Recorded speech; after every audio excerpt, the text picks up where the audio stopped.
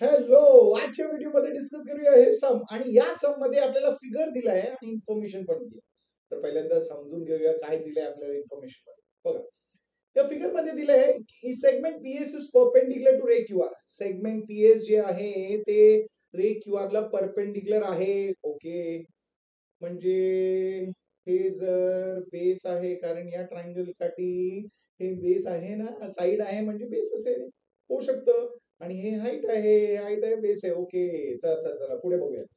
दिले आहे segment QT is perpendicular to segment PR. Segment QT perpendicular to segment PR म्हणजे याच त्रिकोणासाठी, याच ट्रायंगल साठी अजून एक हाईट आणि बेस दिलाय. ओके, चला पुढे देऊ बघूया काय दिलंय, काय इन्फॉर्मेशन दिलंय ना, अजून काय व्हॅल्यूज दिलंय.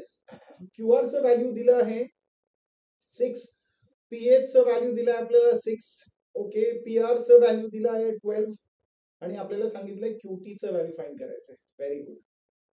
म्हणजे आपल्याला क्यूटीचं इन्फॉर्मेशन जे आहे, क्यूटीचं व्हॅल्यू ते फाइंड करायचंय. आता बघून घ्या, क्यूटी जे आहे आताच आपण डिस्कस करत होतो ते या ट्रायंगल साठी, ट्रायंगल पी क्यू आर या त्रिकोणासाठी ते हाईट आहे ना, आणि हे हाईट आहे म्हणजे बेस काय पी आर. आणि तुम्ही सांगणार पी आर तर दिलंय, बेस दिलंय, आपल्याला हाईट फाइंड करायचंय. आता त्रिकोणाचं आपण जेव्हा आपण बेस आणि हाईट हे डिस्कस करतो, त्रिकोणाचं बेस आणि हाईट म्हणजे आपण त्या ते यूज करून काय फाइंड करतो, एरिया, त्याचं क्षेत्रफळ. म्हणजे जर आपल्याला या त्रिकोणाचं क्षेत्रफळ मिळालंय, समजा मिळालं, ओके, गिवन आहे, आणि बेस दिलाय, तर आपण हाईट फाइंड करू शकतो ना. म्हणजे आपल्याला हे समजलं की आपल्याला जर क्यूटी फाइंड करायचंय तर या त्रिकोणाचं क्षेत्रफळ शोधावं लागेल. ओके, फाइंड करावं लागेल. तर बघूया या सम मध्ये अजून काय इन्फॉर्मेशन दिलंय का. तुम्ही सांगणार हो दिलंय ना, क्यू आर दिलंय 6 आणि पीएस दिलंय 6. आता बघा याच ट्रायंगल साठी, याच त्रिकोणासाठी बघा, पीएस काय हाईट आहे ना, उंची आहे, आणि हे हाईट आहे म्हणजे क्यू आर काय झालं, बेस झालं. म्हणजे याच त्रिकोणासाठी आपल्याला एक वेगळं बेस आणि हाईट दिलंय, ते यूज करून आपण या त्रिकोणाचं क्षेत्रफळ फाइंड करू शकतो का. फाईन करू शकतो. तर ते फाईन करा. म्हणजे सम कसं स्टार्ट करायचं आता समजलं का. Very good. आणि हेच समजायचंय, ते महत्वाचं आहे. म्हणजे फक्त सोल्युशन नका बघू, ते इम्पॉर्टंट नाहीये, ते का केले ते महत्वाचं आहे. चला बघूया आता पुढे काय लिहिणार आहोत आपण. आपण लिहिणार आहोत area of triangle P Q R, म्हणजे या ट्रायंगलचं जे क्षेत्रफळ आहे ते आपण लिहिणार आहोत half into base into height, that is half into Q R into PS, कारण ते दिलंय ते यूज करूया आणि क्षेत्रफळ फाइंड करूया. म्हणजे आपण तिकडे काय लिहिणार, हाफ इंटू क्यू आर चं व्हॅल्यू आपल्याला दिलाय 6 इंटू पीएस चं व्हॅल्यू आपल्याला दिलाय 6. कॅन्सलेशन करा, 2 1 जा 2 3 जा, म्हणजे काय आलं 3 इंटू 6 किती आलं आपल्याला 18.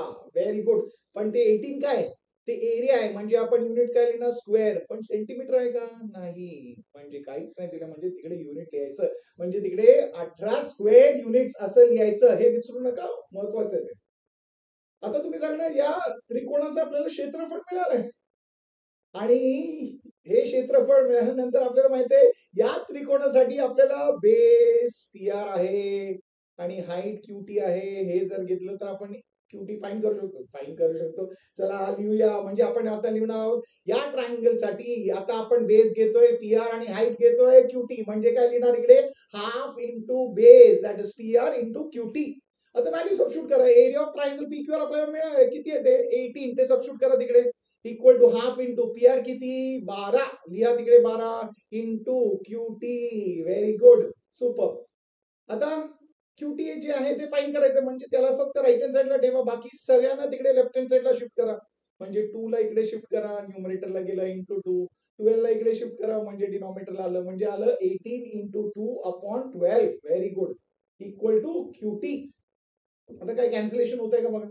तुम्ही सांगणार हो, 2 1 जा 2 6 जा 6 1 जा 6 3 जा, म्हणजे आपल्याला क्यूटीचं व्हॅल्यू किती आलंय, क्यूटीचं व्हॅल्यू आलं आहे 3. 3 काय सेंटीमीटर नाही, तिकडे लिहायचं युनिट्स. Very good. म्हणजे आपल्याला क्यूटीचं व्हॅल्यू मिळालंय. सोपं होतं की नाही. आता हे समजलं का आपण असं का केलं, ते महत्वाचं. आणि मी ते नेहमी तेच सांगतोय, फक्त सोल्युशन नाही, का करतोय ते समजून घ्या. क्वेश्चन जे वाय आहे त्याचं उत्तर काय आहे ते समजून घ्या. ते समजलं तर तुम्ही स्वतःहून करू शकता. आता हे समजलं ना, म्हणजे व्हिडिओला लाईक करा आणि चॅनलला तर सबस्क्राईब केलंच असेल. नाही केलं तर आत्ताच चॅनलला सबस्क्राईब करा आणि मी तुम्हाला भेटणार आहे पुढच्या व्हिडिओमध्ये अजून एक इंटरेस्टिंग सॉन्ग सकट. तोपर्यंत स्माईल करत राहा, शेअर करत राहा आणि अभ्यास करत राहा.